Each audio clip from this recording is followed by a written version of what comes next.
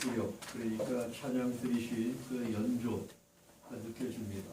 정말 너무너무 아름답고 귀하게 느껴진 찬양입니다.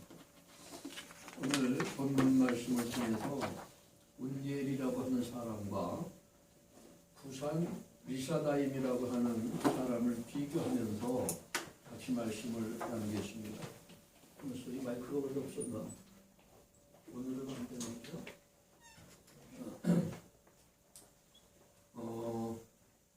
이스라엘 백성들이 드디어 40년 만에 약속의 땅 가나안에 정착을 했습니다. 가나안 땅은 풍요롭습니다. 농사가 잘 됩니다. 비옥한 땅입니다. 그런데 그들이 그렇게 바라고 원했던 주권 국가로서 안정되고 편안하고 이러한 삶이 되질 못하고 계속해서 뭔가 불안하고 전쟁이 오고 불편하고 이런 불안한 증세들이 계속 되어지고 있습니다. 수시로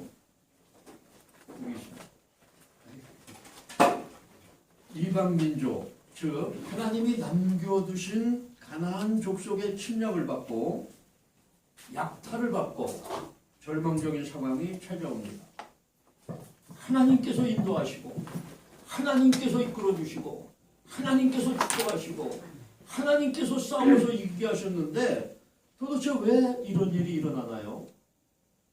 우리가 일제시대 6.25를 거치면서 보릿고개를 넘고 지금 이제 3만불 시대가 되어서 굶는 사람 없고 문화가 발전되고 세계에서 알아주고 이렇게 살기 좋은 대한민국이 아직도 전쟁의 위협을 걱정하고 그 다음에 중국 주사파 때문에 나라가 분열되어지고 무엇보다 우리나라가 이만큼 살기가 좋고 세계의 부러움을 받고 있는데 자살하는 사람이 세계 1위, 교통사고 1위, 아이 안 낳고 살기 힘들다고 하면서 나라가 이상하게 갈등이 점점 심해지고 분열이 심해지는 가운데 있습니다. 하나님이 이만큼 축복하시고 하나님이 세워주시고 이만큼 번영한 나라가 왜 이렇게 자꾸 절망적인 상황이 올까요? 바로 오늘 그 문제를 성경에서 하나님께서 답을 주십니다. 우리는 가나안 땅에 정착한 이스라엘 사람들이 고민했던 문제, 옛날보다 300배로 살기가 좋은데 광야에서 텐트 속에 살고 어려움을 겪고 추위 속에 살고 굶주림 속에 살았는데 배를 줄이고 살았는데 지금은 너무도 큰데 왜 이렇게 살기가 힘들어질까? 우리나라 6.25 때 얼마나 고생했습니까? 많이 굶어 죽었습니다. 비참했습니다. 지금 살만합니다. 그런데 왜 자꾸 이렇게 갈등이 생길까요? 이 문제를 하나님께서 우리에게 정확하게 답을 해주셨습니다. 하나님은 이스라엘 백성들이 강하고 거룩하게 하려고 그들을 훈련, 교육, 연단을 시키십니다. 그 방법이 무엇인가 하니 주변에 적대국을 두어서 싸우고 하나님을 의지하며 극복하게 하는 것이 하나님의 뜻입니다. 그럼 오늘 본문 말씀해 보니까 이스라엘 세대 중에 전쟁을 알지 못하는 사람, 이 사람들은 하나님이 이스라엘을 어떻게 이끄시고 어떻게 도와주셨고 하는 것을 보지 못하고 들어도 믿지 않습니다. 그래서 이런 사람들을 가르치고 하나님을 알게 하시려고 어려움을 줬다고 말씀했습니다. 이 사사기는 하나님께서 12명의 사사를 세워서 약 300년 동안 죄짓고 침략당하는 이스라엘을 구원하는 내용이 사사기의 내용입니다. 하나님이 부르신 사사는 평상시에는 백성들을 재판하는 재판관의 직무를 하고 전쟁이 일어나면은 전선사령관이 되어서 하나님의 능력을 받아서 적군을 무찌르는 이 사령관의 직무를 합니다. 또한 의롭고 경건한 국가 지도자가 나라에는 무엇보다 중요하다. 국가 공동체라고 하는 것은 국가 지도자가 어떤 사람이냐에 따라서 발전할 수도 있고 부흥할 수도 있고 행복할 수도 있고 잘못될 수도 있기 때문에 하나님께서 모든 백성들에게 나라의 지도자를 위해서 기도하고 좋은 지도자가 세워져야지만이 그 나라가 안정되고 하나님의 축복을 받는다고 하는 것을 이 소중한 필요성을 깨닫게 하기 위하여서 사사기의 300년 동안의 곤란과 이 고통을 하나님께서 주셨다고 하는 얘기입니다. 하나님이 이스라엘을 괴롭히는 이방민족, 즉 북한이나 중국이나 소련 같은 이런 나라들을 우리 이웃에 남기신 이유가 있습니다. 5가지로 간단하게 말씀을 드리면 사사기서 2장 2절 말씀에 보면은 하나님과의 약속을 지키지 않았습니다. 그게 무엇인가 하니 너는 우상을 섬기지 말고 이족과 협상은 절대 하지 말아라 그랬는데 하나님을 버리고 우상을 섬기고 이방족들과 협상을 하고 그들의 문화 속에 살게 되어주는 하나님을 배신합니다. 2절 3절 말씀에 그 결과가 무엇인가 하니 이방인이 너희 옆구리에 가시가 될 것이다. 그 이방들이 너희를 돕는 것 같지만 너희를 계속 옆구리를 찔러서 숨을 못 쉬게 만들 것이다. 2번째, 우상이 올무가 될 것이다. 올무에 걸쳐서 앞으로 가지 못하고 계속 넘어지고 자빠지고 하는 올무가 될 것이다. 이렇게 하나님이 말씀하십니다. 사사기 1장 28절 30절 33절에 보면은 가나안에 점령한 이 이스라엘 사람들이 부유하고 강권적인 하나님의 능력을 받아서 그 땅의 주인이 되어집니다. 그러니까 점령지 사람들을 노예로 삼는 거예요.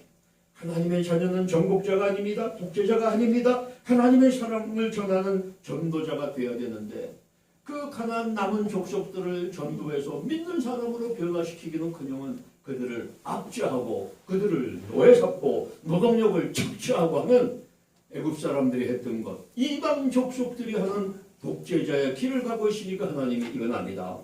내가 너희들에게 해방을 주고 너희들에게 강성한 나라를 준 것은 제사장 나라의 주권을 가지고 하나님이 사랑을 하라고 한 것인데 어떻게 너희들이 이방 독재자들이 하는 악한 짓을 한단 말이냐. 그래서 하나님이 약속을 어겼기 때문에 하나님께서 저들을 징계하신다고 하는 얘기예요. 그 다음에 3번째 2장 11절 말씀해 보니까 이스라엘 사람들이 하나님 앞에서 악을 행했다 그랬습니다. 어떤 악을 행했느냐. 하나님 없이 이 악한 이스라엘 놈들아. 그건 뭐냐면 하나님을 버렸다. 그리고 바알을 섬겼다. 외려 바알을 버리고 하나님을 섬기도록 가나안 족속들을 감화시키고 전도해야 되는데 자기들이 하나님 은혜로 가나안 땅에 들어가서 자기들을 도와주고 축복한 하나님을 버리고 바알을 섬기다니 이런 배은망덕한 이스라엘이 이렇게 됐습니다. 14절 말씀의 결과가 나옵니다. 하나님이 이스라엘을 팔아 넘기셨다 그랬어요. 말씀을 잘 침략당하고 노예가 되어줍니다. 그 다음에 4번째 이스라엘의 사사의 말을 듣지 않았다 그랬습니다. 2장 16절 말씀. 하나님이 사사를 세우신 것은 하나님의 대리권자예요. 하나님을 대신해서 율법으로 재판관 노릇을 하고 하나님을 대신해서 이스라엘 사람들을 이끌어가는 지도자입니다. 그런데 사사들의 말을 듣지 않습니다. 2장 17절 말씀에 사사들에게 순종하지 않고 우상을 섬기고 음행합니다. 다시 말씀드리면 주일 예배를 버리고 하나님 앞에 감사를 버리고 완전히 믿음 생활을 저버렸습니다. 2장 19절 말씀에 사사가 죽으면은 이 사람들이 더 타락을 한다 그랬습니다. 5번째 보니까 2장 22절 3장 1절 말씀에 보니까 이스라엘은 하나님이 시험하시고 가르치려고 이제 하나님이 모종의 계획을 갖고 계시다고 하는 얘기입니다.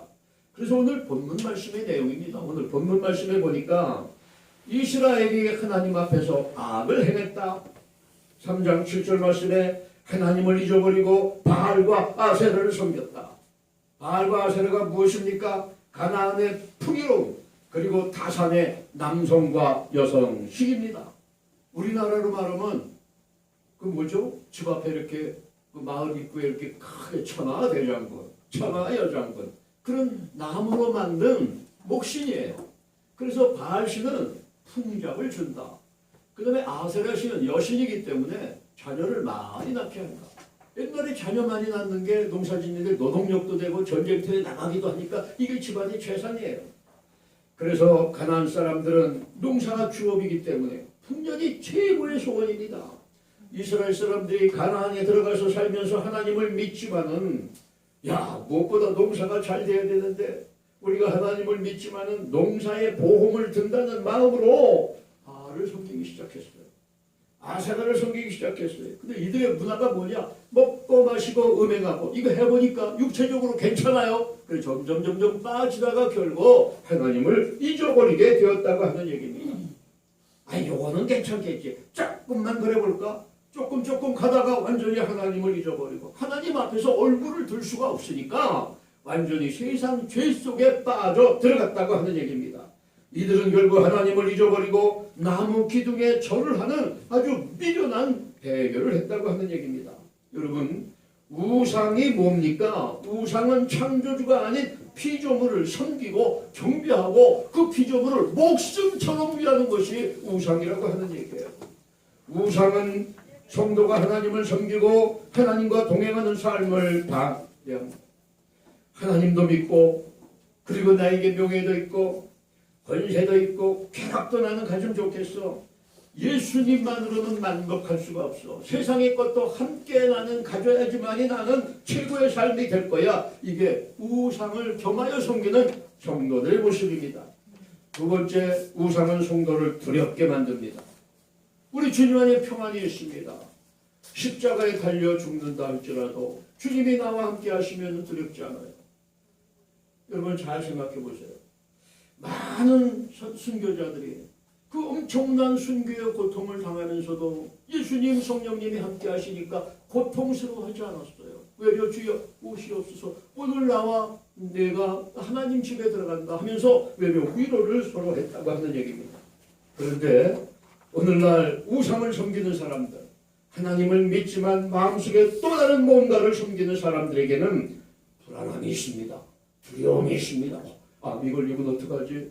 내가 병 걸려서 이렇게 비참하게 죽게 되면 어떡하지? 만약 교통사고가 나면 어떡하지? 자녀 걱정, 집안 걱정, 남편 걱정, 아이 걱정, 뭔가 걱정, 근심이 떠나지 않는 두려움이 마음을 주장하면 이거는 내 마음속에 또 다른 우상이 있고 예수님만으로 만족하지 않기 때문에 그런 증상이 있다고 하는 얘기예요. 세 번째, 우상은 성도를 의심하게 합니다. 여러분, 현대인의 가장 큰 병이 의심하는 병이에요. 우리 사회에 많은 큰 문제점이 서로 의심하는 거예요. 여애가 의심하고 너와 내가 의심하고 의심이 가장 큰 문제입니다. 악의적 의심이 있습니다. 조작을 합니다. MBC가 그렇습니다. 어떤 것이 그렇습니다. 합리적 의심이 있습니다. 그건 자기검증이에요. 누가 나한테 돈을 1억 준다. 의심해야 돼요. 넙죽 받으면 안 돼요. 말세에는 주는 것이 막이라 그랬어요.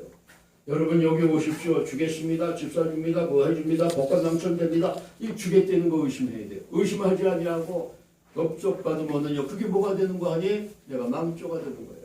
다단계 같은 데 걸려 들어갔고 망신당하고 재산 잃고 파괴되고 이런 집들이 얼마나 많습니까?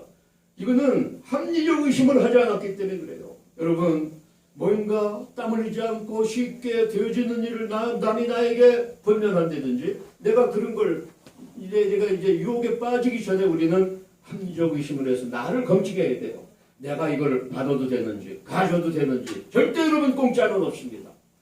세상에 하나님 앞에 사는 사람들 절대 공짜가 없습니다. 우연도 없습니다. 그런데 이거를 바란다면 그거는 반드시 의심하고 점검하고 돌아보고 아니야 노 할 수 있어야 됩니다. 세 번째, 임의적 의심이 있습니다. 내 마음대로 의심하는 거예요. 자꾸 자신도 못 믿어요. 부부간에 못 믿어요. 가장 불행한 겁니다. 심지어 주의 종을 못 믿어요. 그러다 보면 하나님까지 믿지 못하고 어떻게 되는 거 하니? 우상 숭배로 말미암아 영혼이 병들고 마음이 병들고 삶을 망치게 되는 일이 교회 다니는 사람 속에 있다고 하는 얘기예요. 여러분 놀라지 마세요. 조선 말에 1800, 1900년도 우리나라 서양 선지자들이 많이 왔습니다. 저기서 의학을 전공하고 경제학을 전공한 사람도 있습니다. 이 한국 사회가 너무 못 살아요. 굶어 죽는 사람 많아요. 농사를 너무 열심히 짓고 일을 너무 열심히 하는데 왜 이렇게 못 살까? 연구를 해봤어요. 한국 사회의 경제 구조를 연구해 보니까 총 수익 중에 3분의 1이 왕궁의 내탁으로 돼요. 왕궁 그 경영을 위해서 3분의 1이 다 들어갑니다. 3분의 1이 총 국가 총 생산량의 3분의 1이 국민들이 먹고 마시는 거예요. 그 나머지 3분의 1이 뭐냐? 나머지 3분의 1은 굿하는 비용이에요. 굿하는 비용이 우리 국민들 1년 생활 소비만큼 굿을 많이 했다고 하는 얘기예요. 굿땅은 동네마다 있어요. 집집마다 굿합니다. 부자는 크게 굿합니다. 가난한 사람은 기둥 뿌리에도 뽑아놓고 굿합니다. 왜? 알 수가 없으니까. 어떻게 살아야 될지 알 수가 없으니까. 그저 빌면은 될 줄 알고 우상을 섬기는 그 나라는 망할 수밖에 없었어요. 정신이 병들고 마음이 병들고 그래서 망할 수밖에 없었다고 하는 얘기입니다. 선교사들이 이거를 깨닫고 그렇구나. 이 땅의 국민들에게 필요한 것은 예수님이 오셔서 진리가 오셔서 깨우쳐야 된다. 어두운 이 사람들을 깨우쳐야 된다 하는 것이 바로 선교사들이 말씀을 통해서 깨우치고 성령운동을 하면서 사람들이 깨어나기 시작해서 거기에 은혜 받고 깨어난 서재필, 홍윤식, 이승만 이런 분들이 초기 기독교인으로서 나라의 지도자가 되어서 한국의 기독교 입국론에 의해서 자유민주주의를 선택하게 되었고 이제 하나님이 주장하시고 하나님이 도우시는 대한민국이 되어져서 이만큼 복된 나라가 되어지게 된 줄로 믿습니다. 그 다음에 두 번째 보니까 하나님이 징계를 하셨다. 징계하신 방법이 뭐냐? 8절 말씀에 보니까 팔아 넘기셨다 그랬어요. 야, 이거보다 더 큰 징계가 없습니다. 여러분, 하나님은 이스라엘 백성들을 자기의 자녀 삼아 주셨어요. 상속까지 하기로 작정했어요. 근데 이스라엘 백성들이 하나님을 섬기지 않고 우상을 섬기고 배교를 하니까 하나님이 하도 속상해서 팔아 넘기셨다 그랬어요. 무슨 얘기냐? 우리 자녀가 말을 안 듣고 못된 짓만 하니까 도저히 때려도 안 되고 말려도 안 되고 구실러도 안 되고 그러니까 에라 모르겠다 감옥에 가라 포기하고 교도관한테 맡기는 이런 얘기예요. 자, 8절 말씀에 보니까 팔아넘기셨다. 하나님께서 죄 짓는 이스라엘을 헐갑에 아무나 가져가라고 무정상에 그냥 물건 내놓듯이 내놔버리고 말았어요. 그랬더니 가장 먼저 내가 그 사겠수다 하면서 이스라엘에 손댄 사람이 부산 리사다임이라고 하는 왕이에요. 이 왕은 이스라엘의 북동쪽에 있는 크고 넓은 메소포타미아의 왕인 구사 리사다임. 무슨 뜻인가 하니 이 사람의 이름 자체가 어둡고 음침하고 흉악하고 악하고 또 악함. 아주 악한 중에서도 악질적인 악한이라는 뜻입니다. 이름만 들어도 무시무시합니다. 이후 구산 리사다임의 이 침략을 받아서 이스라엘 백성들은 8년 동안 악인 중에 악인에게 짓밟히고 또 희롱당하고 고통을 당합니다. 어떻게 고통당한 말씀 안 드려요? 하나님이 하나님의 자녀인 이스라엘을 징계하는 이유가 있습니다. 하나님은 이스라엘을 자녀 삼으시고 하나님의 권세와 상속권을 주셨습니다. 하나님이 가지고 계신 권세를 자녀들에게 줬어요. 그래서 여호수아가 전쟁할 때는 해까지 멈추는 초자연적인 기적적인 역사가 하나님의 권세를 받아서 그게 이루어졌어요. 이 홍해가 갈라집니다. 그러니까 하나님의 역사가 이스라엘에서 나타나는 하나님의 권세예요. 그 다음에 앞으로 상속권까지 주시는 거예요. 이 엄청난 복을 받은 이스라엘 사람들이 사용할 수 있는 그 자격이 되라. 하나님이 주신 이 엄청난 권세와 이 상속권을 사용할 수 있는 자격이 되나를 하나님이 시험해 보실 수밖에 없어요. 하나님이 엄청난 권세를 자녀들에게 주시는데 그 자녀가 그거를 잘 사용할 수 있나를 하나님은 검증하시는 거예요. 우리가 하나님 자녀입니다. 하나님이 나에게 엄청난 복을 주셔서 하나님의 일을 하기를 원하셔요. 근데 막 주시지 않아요. 우리가 그 권세를 가지고 하나님의 일을 바르게 하고 악에게 이용당하지 않고 자기의 유격을 해서 사용하지 않는 그런 자격이 돼야지만이 하나님이 주신다고 하는 얘기예요. 히브리서 12장 5절로 12절 말씀에 보면은 하나님이 주시는 징계의 유익이 자세하게 나옵니다. 한번 읽어보세요. 징계는 형벌이 아닙니다. 형벌은 진노로 때리는 것입니다. 결국 죽게 합니다. 그러나 하나님의 징계는 성도가 하나님께 정신을 집중하고 겸손히 하나님을 의지하고 순종해서 하나님의 성품을 본받아서 하나님의 상속자가 되게 하는 것이 하나님이 연단하고 징계하시는 내용입니다. 그래서 히브리서 12장 5절 이하에 보면은 뭐라 그러는 거 아니에요? 만약에 하나님이 우리를 징계하지 않으면 우리는 참아들이 아니다. 하나님이 진정 우리를 아들로 생각하고 상속자로 생각하시기 때문에 우리를 연단하고 징계하는 것이다. 예수를 믿어도 징계받지 않는 사람, 연단받지 않는 사람은 하나님의 참아들이 아니다. 하나님의 상속자가 아니기 때문에 내버려 둔다고 하는 얘기예요. 할렐루야. 여러분 혹시 나는 왜 예수 믿는 게 힘들까? 교회 다녀도 왜 풀리는 게 이렇게 없을까? 그 기뻐하셔야 돼요. 야, 하나님이 나를 훈련시키는구나. 이 훈련을 내가 달게 받자. 간단한 얘기입니다. 방위들은 4주 훈련하고 끝이에요. 그러나 사관학교 훈련 끝나면은 소위가 되어지고 국가의 지휘자가 되어지고 점점 승진해서 별까지 되어지는 놀라운 엄청난, 그래서 10,000명 이상의 부하를 통솔할 수 있고 지도할 수 있는 이 지휘관이 되어집니다. 여러분 훈련을 잘 받는 사람, 하나님의 훈련을 잘 받는 사람이 하나님 나라의 지휘관이 되어지고 스타가 되어지고 권세자가 되어져서 하나님의 일을 상속받는 상속자가 되어짐을 기억하시길 바랍니다.